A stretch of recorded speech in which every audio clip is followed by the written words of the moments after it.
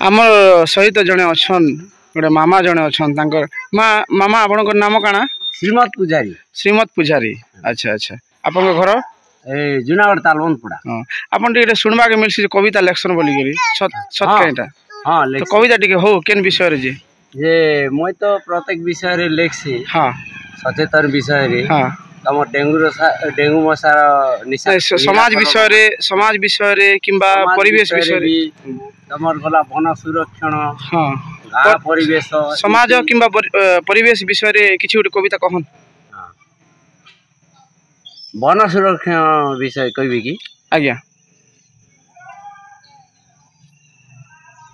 कह स्टार्ट करन।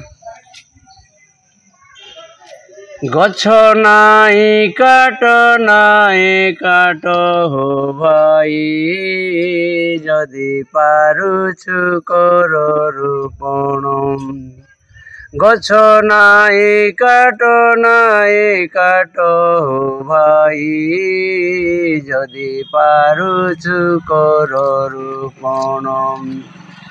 गछ सरी गले बरसा नइब गछ सरी गले बरसा नइब पड़िब दुर्भिक्ष नाटन भाई कर वृक्ष रोपण। गछर पवन दिए अम्लजान मनीष करे ग्रहण भाई हो आमे तो करू ग्रहण।